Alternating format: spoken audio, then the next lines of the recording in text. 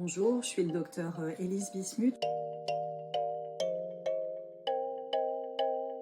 Je suis la coordinatrice du centre de référence maladies rares PRISIS au sein du service d'endocrinologie et de diabétologie pédiatrique du professeur Carrel à l'hôpital Robert Debré. Notre réseau PRISIS fait partie de la filière FIRANDO. La première labellisation date de 2017 avec un centre coordonnateur unique localisé à l'hôpital Saint-Antoine et coordonné par le professeur Vigourou et 21 centres de compétences dont nous faisions partie. Notre centre de référence, PRISIS, prend en charge les enfants et les adolescents atteints de maladies rares, de la sécrétion ou de la sensibilité à l'insuline.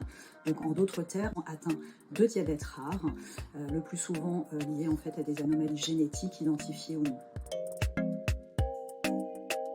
Ils vont être pris en charge de manière pluriprofessionnelle, ils vont bénéficier de l'expertise dans ces pathologies rares, mais également de l'expertise en éducation thérapeutique de toute notre équipe médicale et paramédicale, avec bien sûr des médecins, des infirmières d'éducation, des psychologues, assistantes sociales, également tout le plateau technique de l'hôpital.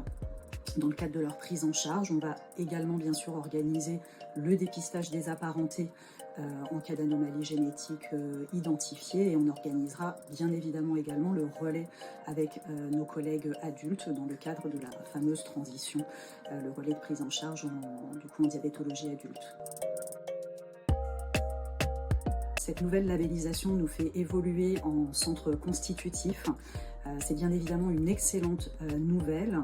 On est vraiment également ravis d'avoir pu avoir le soutien fort de notre filière et on espère maintenant, grâce à cette labellisation, poursuivre nos actions.